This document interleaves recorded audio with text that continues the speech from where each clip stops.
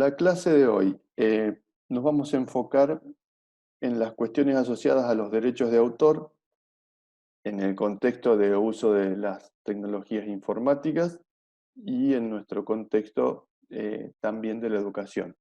Pero vamos a enfocarnos en este tipo de cosas. Y para eso voy a retomar dos de los textos que ustedes tenían que abordar para la clase de hoy, que tiene que ver con los derechos de autor en el entorno académico, que es un material de un repositorio de una universidad española. Con esto también los temas que aborda, pero también deberíamos tener en cuenta de que se trata de un país extranjero, pero los conceptos generales están y son importantes y son importantes que los abordemos, son en general aplicables a nuestro país. Y después vamos a mirar un poco las categorías de software libre para que podamos también llevar adelante algunas cuestiones asociadas al uso del software que es tan común en nuestra profesión y que implica eso al momento de poder trabajar con ese software para el diseño de materiales y con nuestros estudiantes e incluso como parte del asesoramiento que nosotros podríamos llevar adelante en un contexto de ser referente tecnológico, por ejemplo, en algún colegio. Vamos entonces primero con el texto de los derechos de autor y vamos a hacer un repaso de este texto. ¿Qué debemos hacer siempre? Y esto es una de las cosas que les quiero marcar sobre sus trabajos, sobre sus aportes en realidad, eh, y bueno, y sobre la presentación. Siempre hay que citar la fuente. Uno no puede tomar información de otra persona, de otro autor, sin citar la fuente. Esto es muy importante, ustedes no lo vienen haciendo en general, creo que Leandro lo había hecho, lo hizo en su aporte en el mapa mental, pero fuera de eso no recuerdo haber visto que nadie citara la fuente de nada de lo que utilizó. Esto es ilegal y no se debería hacer. Uno tiene que siempre citar la fuente de donde sacó esa información y si fuera alguna tabla, alguna imagen, algo que hizo uno mismo, puede poner fuente de producción propia. A nivel académico, lo que se suele utilizar para citar es alguna de las normas de cita, particularmente en el contexto informático o en el contexto educativo en realidad, se usan las normas APA, que es de la Asociación de Psicólogos Americanos, pero americanos del norte, que son un conjunto de normas que indican cómo citar cada uno de los materiales. La idea es que después, a partir de esa información, uno pueda hacerse del material, pero excede un poco los límites del curso, lo pueden buscar, hay muchísimo material sobre cómo citar y muchísimos lugares en donde colocan un montón de ejemplos que uno puede usar para estar apropiadamente. Pero al menos poner como yo puse abajo, fuente la biblioteca de la Universidad de Extremadura. Otra cosa que debemos hacer siempre es, si no, si no vamos a citar o si el material no tenemos claro cómo citarlo, pedir permiso al autor.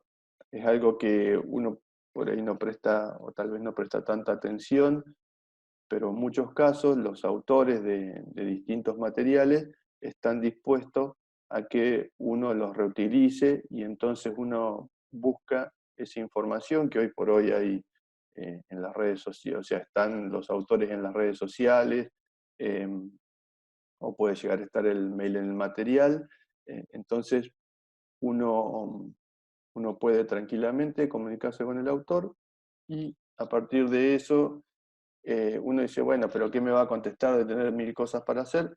Muchas veces contesta y uno se sorprende porque una persona que está en el otro lado del mundo le contesta o le dice que sí, que puede usar el material o le dice que no.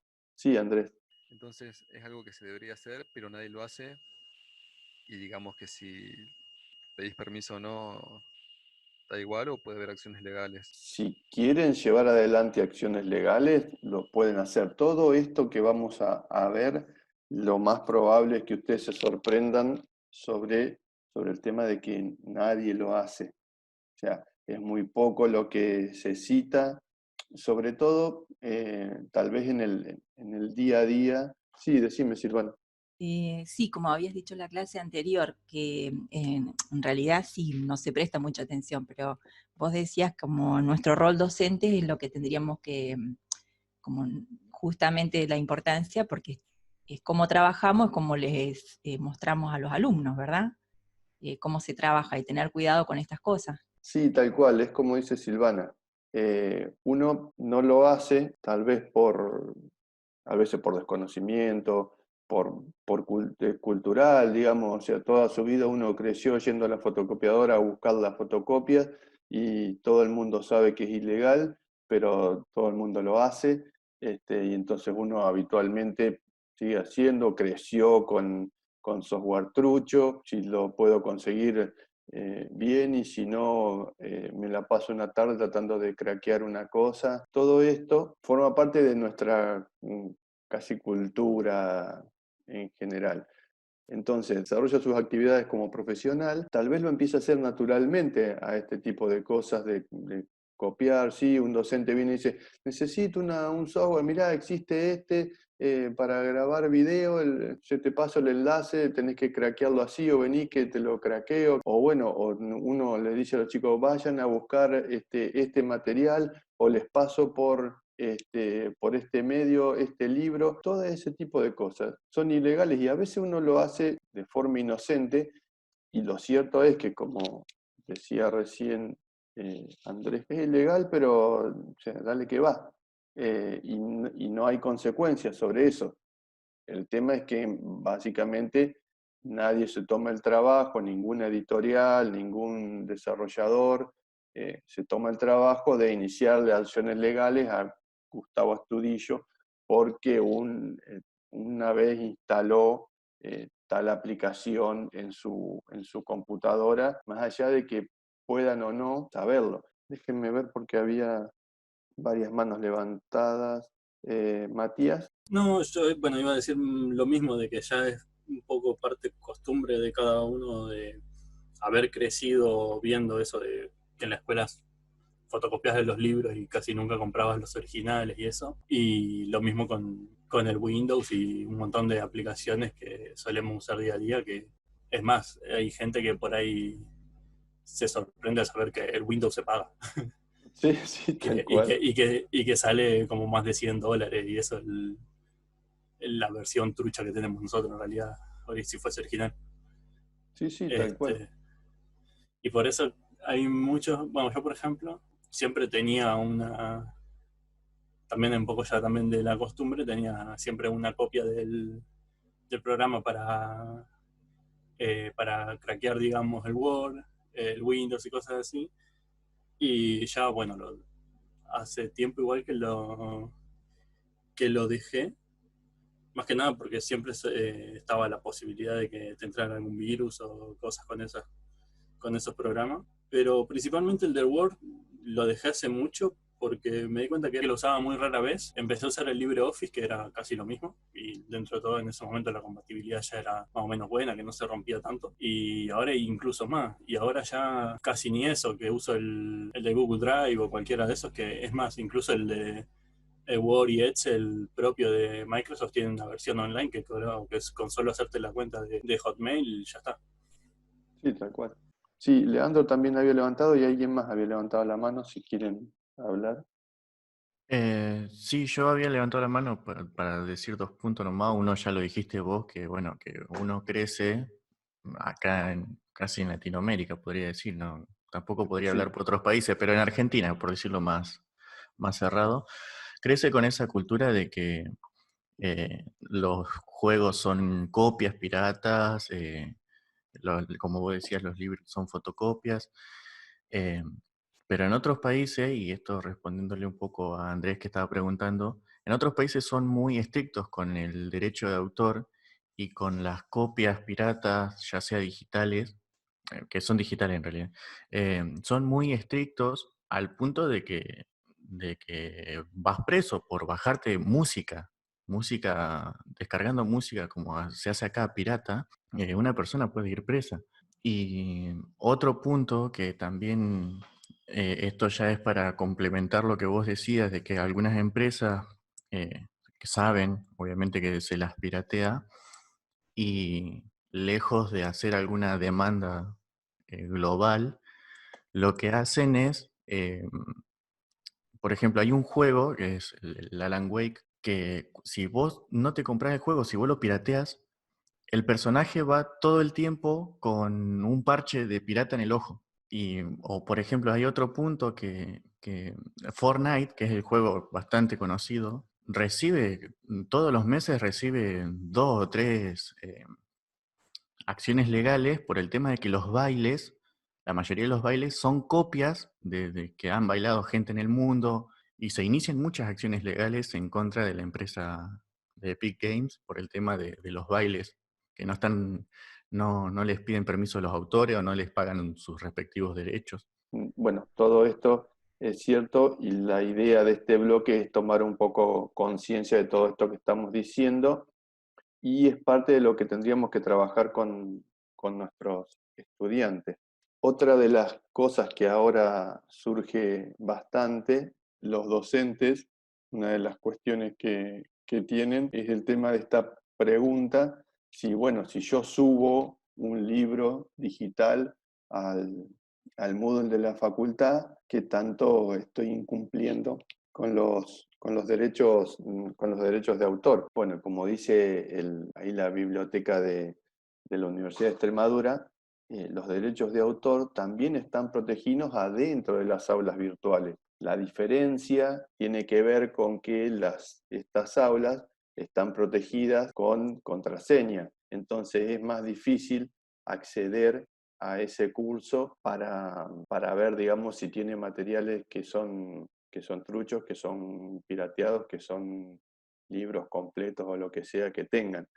Pero el hecho de que yo lo ponga es lo mismo que yo lo llevara a la fotocopiadora, la distribución, no importa a través de qué medio, está totalmente prohibida. Y una cosa que decía respecto a los entornos virtuales, eh, ¿qué derechos se vulneran cuando uno, o se podían vulnerar cuando uno publica cosas? Una es la reproducción, digamos, o sea, hacer una copia de eso que no se puede y subirla. Después, alcanzo a ver, justo me tapa, bueno, lo que puse acá abajo. Bueno, la comunicación pública, esto que yo le decía, si yo me compro un CD, tendría que ser solo para mí, o si me compro un libro, digital o no, tendría que ser solo para mí. Ni hablar de que en muchos casos se transforma ese material, yo tomo y hago, no sé, un collage o agarro una imagen, la mezclo con otra cosa y qué sé yo, y eso tampoco se puede hacer. Y si alguien me dice qué puse en la segunda distribución, gracias. Y bueno, y esto de andar distribuyendo las cosas, que es parte de lo que tampoco se puede hacer. Yo no puedo tomar algo y distribuirlo. Sí, Andrés. Y te iba a preguntar, Ah, Gustavo, sí. porque yo había leído que hasta el 10% de una obra se puede publicar, ¿puede ser, no?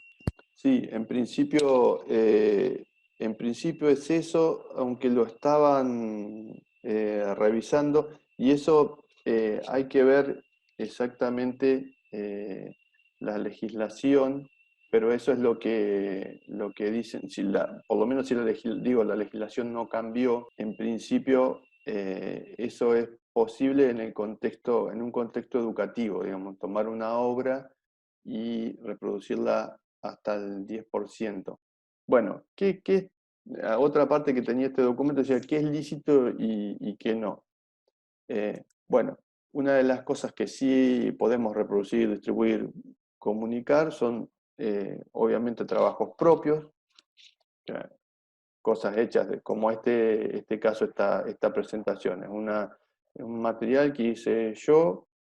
No sé, por ejemplo, una cosa que ahora no sé por qué se me vino a la cabeza, el emoji con mi cara, que lo hice con un software del teléfono.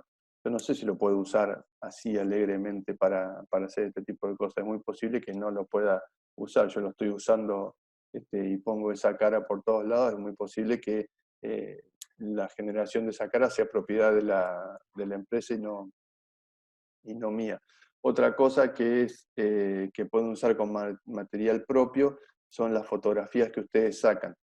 La fotografía es del fotógrafo y no de la persona a la que se fotografía, o la fotografía es del fotógrafo.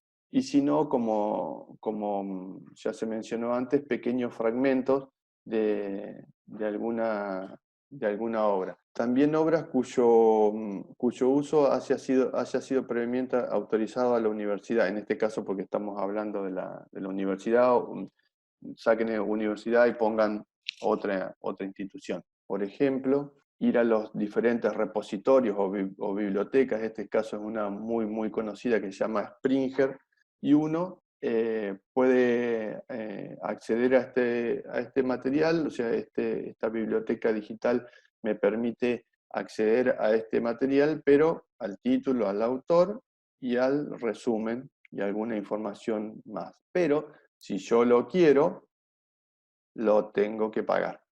Una de las alternativas, por eso viene acá a colación esto de las universidades, es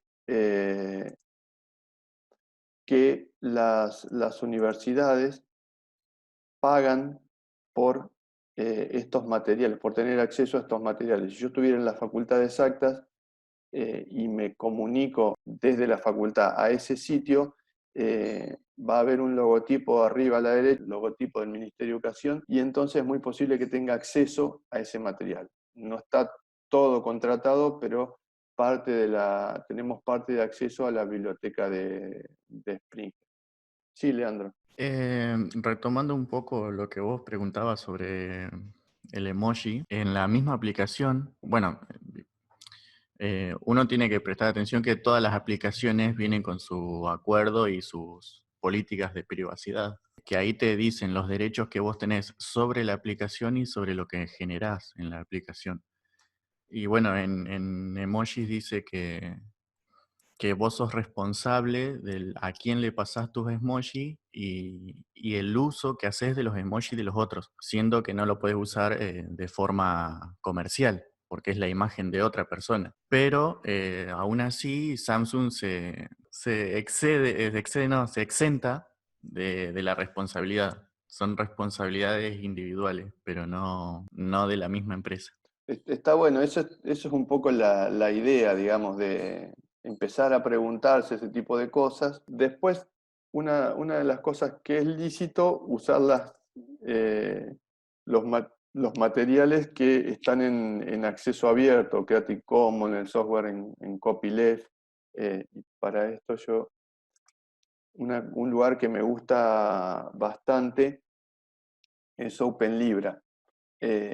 OpenLibra es una biblioteca en donde todo el material es abierto. O sea, eso quiere decir que uno tiene las libertades estas que están coartadas en los otros casos: distribución, reproducción, transformación. Habría que ver, digamos, dependiendo de cada material, digamos. A veces se puede transformar, a veces no, pero en general la distribución y la reproducción están garantizados en todos estos materiales.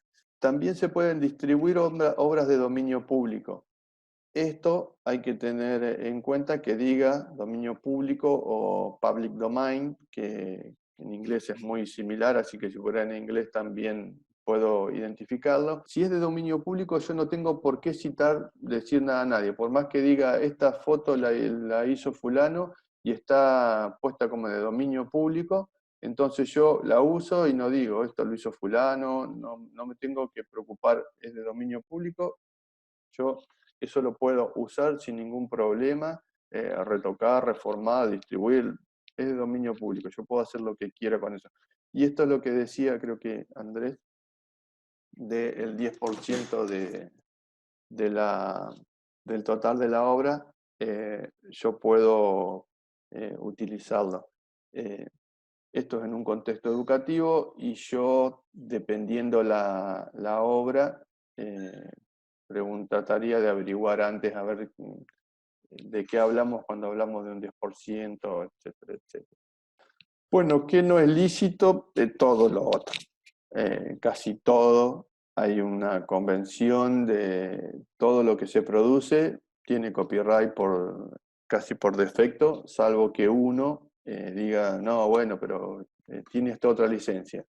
Si uno no dice tiene otra licencia, se puede usar así o así, eso ya lo vamos a ver. Básicamente todo lo que se produce tiene derechos de autor y yo no lo podría usar, salvo que diga explícitamente usted sí lo puede usar. Distribuir, reproducir o comunicar sin la autorización del autor. O sea, yo lo encuentro en internet y no sé por qué no decía nada. Bueno, no se puede. Si no dice que se puede, no se puede. Es así de fácil la cuestión o de cerrada. Colgar directamente archivos en el campo virtual, esto que decíamos, porque esté en el campo virtual y porque bueno, igual no pierden los derechos de autor. Entonces hay que tenerlo en cuenta. Esto un poco lo de sin autorización también, materiales disponibles en internet sin licencia.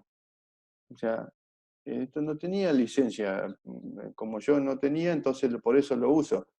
No, si no tiene, es que no lo podés usar, salvo que te contacte con el autor o que encuentres en algún otro lugar la licencia si el material no tenía. O sea, en muchos casos, el material en sí no tiene la licencia puesta, pegada, pero está en un sitio en donde dice todo este material está en abierto, como por ejemplo en Wikipedia. En Wikipedia no es libre, gratuito, tiene una licencia, cada uno de los materiales no tiene escrito la licencia en todos los lugares, pero si uno va a las licencias de Wikipedia, dice todo el material que está acá adentro tiene esta licencia. Entonces uno lo tiene que usar en función de esa licencia y las cosas que están permitidas. O sea, el copyright es todos los derechos reservados. Todos, un tercero no tiene derecho a nada. Yo me reservo todos los derechos. Las otras licencias lo que dicen es, este material es mío, pero ustedes pueden hacer esto, usarlo de esta otra manera. ¿Está? No es que pierde uno, o sea, yo lo pongo en abierto, entonces pierdo todo el control del material que yo publiqué. No, yo digo hasta dónde eso se abre y es posible de utilizar. Y lo que no puedo es un poco esto de que abarca lo de la obra completa que les decía, más del 10% de la obra, seguro que no.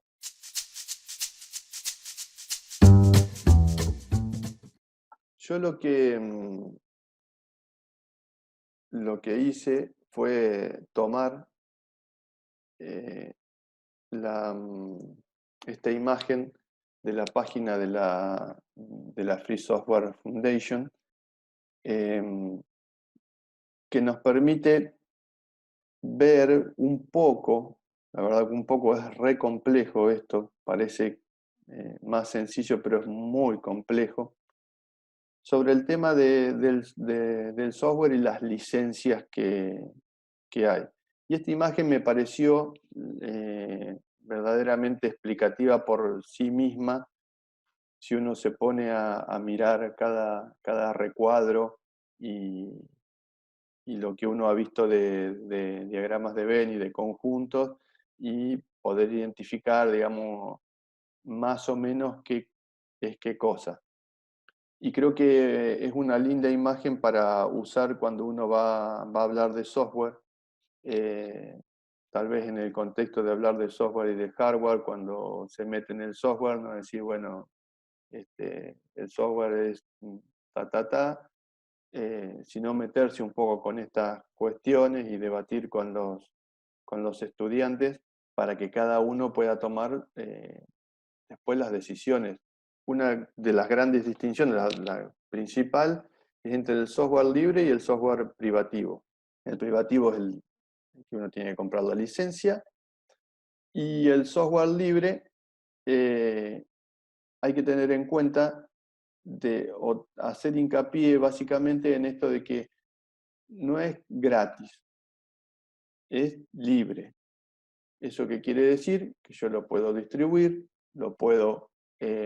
tengo las 4 libertades de poderlo distribuir, poderlo utilizar sin comprar una licencia, en muchos casos poderlo modificar y redistribuir esa mejora, digamos, que yo por mis conocimientos pude hacer, y me está faltando una libertad si alguien me ayuda. Otra cuestión que está asociada al software libre es el código abierto. Esto es tener acceso a la programación, al código fuente, que eso puede tener ciertas ventajas para quien tiene el conocimiento. Yo creo que hoy por hoy vamos avanzando hacia cada vez más gente que pueda de a poco en un futuro tener conocimiento de programación y cada vez tener conocimiento que le permita ver el código fuente, entenderlo o modificarlo. Que el software sea libre no quiere decir exactamente que voy a tener acceso al código. Voy a tener un software libre que no sea de código abierto. Como ven acá, tenemos todo el recuadro de software libre y solamente una parte que va a tener acceso al código abierto. Software de dominio público. Puede haber software de dominio público privativo, o sea, en este caso lo voy a poder usar, pero no voy a tener acceso al código fuente, y hay software libre de dominio público con acceso al código fuente, digamos. Entonces, de esa manera distinguen este tipo de software. Y esto es lo que yo les decía respecto a tratar de proteger el software. Si yo quiero que mi software sea libre, entonces hay que explícitamente decir, este software, yo renuncio los derechos, aparte de los derechos que yo tengo sobre el software que yo diseñé, entonces queda bajo licencia copyleft, que es una licencia abierta para el software, y eso impide también que otras personas con esos hagan un software privativo. Y dentro de de esta licencia tenemos esta GPL, que hay muchas aplicaciones que tienen esta licencia. Entre ellas, esta que yo les propongo en la segunda actividad de este bloque, que se llama GIMP, permite hacer retoque fotográfico y es una licencia, es un programa para manipulación de imágenes de GNU. Ya estoy, Matías. Pero fíjense que tiene copyright. O sea, esto es de alguien. Pero la licencia es GNU. ¿Dónde está? Acá. Eso es GNU. Entonces es una licencia de un software libre. Y casi creo que como última cuestión, que yo ya no lo veo. Antes había un montón, venían CD en las revistas, que había como un montón de shareware, que básicamente es un software que uno puede distribuir y cuando uno empieza a utilizarlo, enseguida o lo puede utilizar pocas veces y necesita comprarse la licencia, o está súper limitado de lo que yo puedo usar y tengo que comprar una licencia para seguir usándolo. Como última cosa sobre el software, yo la verdad que esto de este convenio no lo tenía claro releyendo el material, que casi todos los países, bueno, habría que ver qué países, posiblemente Argentina sí lo firmó, este convenio de Berna, en donde todo lo que se escribe queda automáticamente, esto que yo le decía, bajo los derechos de autor. Inclusive los programas informáticos. O sea, que si uno produce los programas que uno produce en instrucción a computación, tienen copyright y les pertenecen a ustedes.